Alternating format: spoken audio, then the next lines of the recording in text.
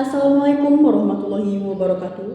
Kembali lagi bersama saya Jasmine pada program Pro News. Berita pertama, anak-anak di Kabupaten Sintang mulai diberikan vaksinasi Japanese Encephalitis atau JE.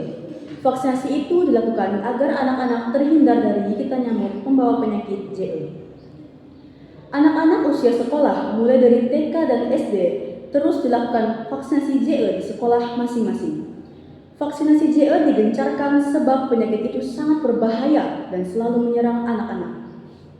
Taman Kanak-kanak Ismailiyah 4, Kecamatan Sintang, ikut melaksanakan vaksinasi JE. Sebanyak 18 orang siswa dari 48 siswa disuntik vaksinasi JE yang dilakukan petugas Puskesmas Sungai Durian, Sintang. Kepala Sekolah TK Ismailiyah 4 Sintang, Zainani mengatakan, sekolah tidak ingin anak-anak terkena penyakit JE yang sangat berbahaya itu, sebab penyakit JE itu menyerang saraf otak penderitanya yang berakibat kelumpuhan otak.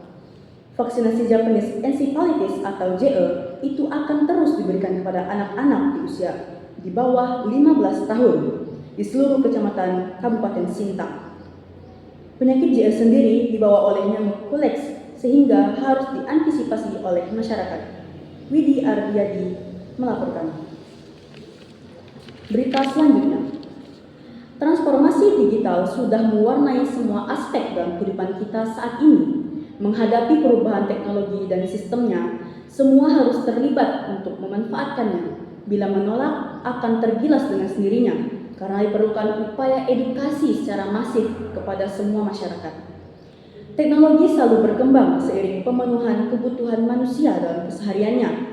Dunia digital kini sudah mewarnai semua aspek kehidupan yang semua dari kita tidak bisa menolaknya. Pengamat dunia digital, Hajar Mahdi Mahmudin, menilai digital adalah sebuah tools, sebuah dunia baru yang bisa membuat siapapun dia bisa berkembang secara cepat. Perkembangan secara eksponensial, tidak lagi linear, sebab semua orang yang memanfaatkan teknologi digital berbasis jaringan internet akan merasakan dan mendapatkan lebih banyak daripada mereka pikirkan. Bisa 10 kali lipat dari kondisi normal. Hajun menggambarkan untuk marketing, misalnya dengan sistem menjual digital jauh lebih cepat dibandingkan secara konvensional. Proses marketing lebih cepat, distribusi produk, bahkan sharing juga lebih cepat dari cara konvensional. Namun, tak dipungkiri, masih ada sebagian dari masyarakat khawatir. Karenanya diperlukan edukasi secara masif. Mereka cenderung takut karena belum merasakan manfaatnya. Mereka masih skeptis. Pengambilan kebijakan dan para stakeholder diharapkan bersinergi untuk melakukan gerakan-gerakan edukatif terhadap transformasi digital ini. Tim Liputan TVRI melaporkan. Berita selanjutnya, Kabupaten Sambas salah satu daerah sentral perkebunan jeruk siam di Kalimantan Barat. Potensi jeruk siam Kabupaten Sambas terus bertambah setiap tahunnya hingga mencapai belasan ribu hektar saat ini. Jeruk merupakan komoditas hasil pertanian yang menjadi primadona selain padi di Kabupaten Sambas. Potensi yang cukup besar di Kabupaten Sambas tersebut memberikan sumbangan yang besar terhadap pertumbuhan ekonomi Kabupaten Sambas hingga saat ini. Berbagai varietas jeruk siam tumbuh subur dan menjadi sumber penghasilan petani, khususnya di Kabupaten Sambas. Dalam kunjungannya ke Desa Gapura, Kecamatan Sambas, Bupati Sambas Satono melakukan panen jeruk madu. Kepada petani jeruk, Bupati yang mengaku sebagai anak petani mengatakan tahu persis tentang banyak hal tanaman jeruk. Dari pengalamannya sebagai petani jeruk, Bupati Satono melihat jeruk dari Desa Gapura ini kualitasnya cukup baik. Selain ukurannya sesuai standar ekspor, cita rasa jeruk madu Desa Gapura cukup gurih.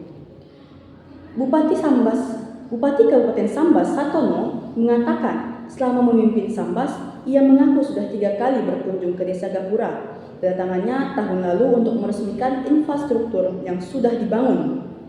Peningkatan kualitas jalan sangat menunjang pembangunan perekonomian masyarakat di sektor perkebunan.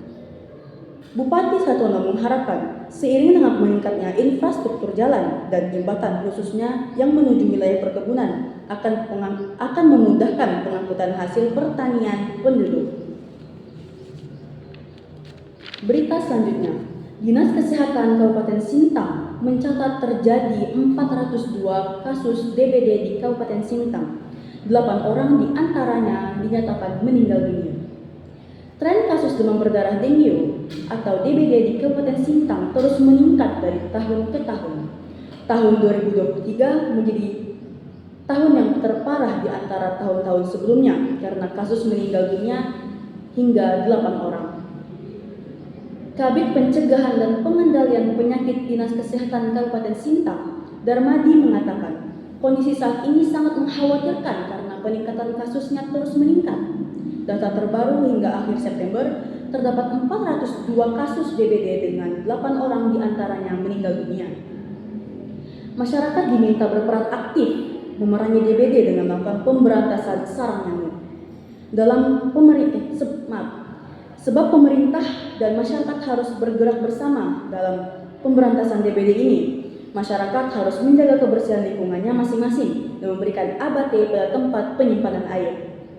Darmadi menambahkan, peran serta masyarakat sangat penting agar kasus DBD di Kabupaten Sintang bisa turun, bahkan hingga tidak ada lagi. Mulai sekarang, masyarakat harus mengaktifkan kembali gotong royong membersihkan lingkungan masing-masing. Widi Aryadi melaporkan.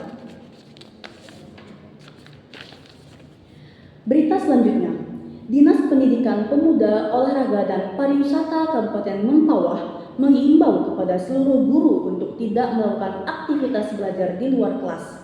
Hal ini dilakukan mengingat kabut asap pekat yang disebabkan oleh kebakaran hutan dan lahan kembali menyelimuti wilayah Mempawah dan sekitarnya. Kabut asap akibat kebakaran hutan dan lahan yang terjadi di Kabupaten Mempawah saat ini mulai menyelimuti kawasan kota Mempawah. Untuk itu, seluruh guru mulai dari tingkat seluruh guru mulai dari tingkat TK, SD, hingga SMP di Kabupaten Mempawah diminta agar tidak melakukan kegiatan belajar di luar kelas. Kepala Dinas Pendidikan Pemuda, Olahraga dan Pariwisata Kabupaten Mempawah, El Zuratnam, meminta kepada seluruh guru untuk selalu mengingatkan peserta didik agar selalu menggunakan masker ketika pergi ke sekolah. Dalam hal ini, orang tua peserta didik juga diminta agar mengingatkan anaknya untuk tidak melakukan aktivitas di luar selama kabut asap yang sampai saat ini terjadi. Sementara itu, diketahui bahwa kondisi kabut asap akibat kebakaran hutan dan lahan yang terjadi di Kabupaten Mempawah mulai berlangsung kurang lebih 2 pekan. Kabut asap mulai pekat pada pagi hari sampai dengan sore hari. Berita selanjutnya,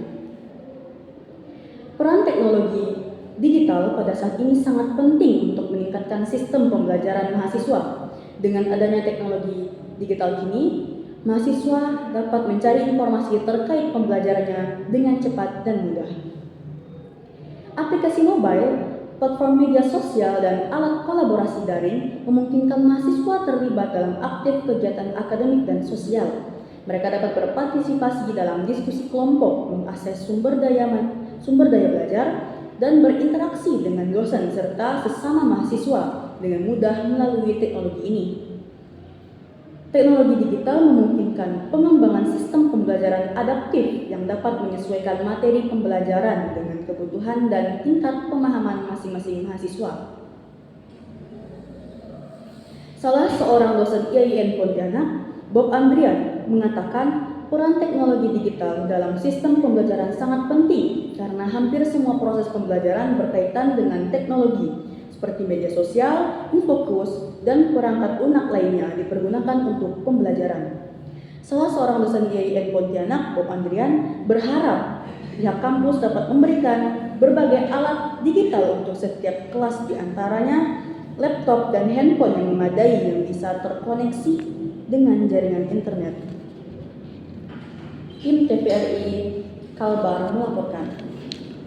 Demikian laporan dari saya. Wassalamualaikum warahmatullahi wabarakatuh.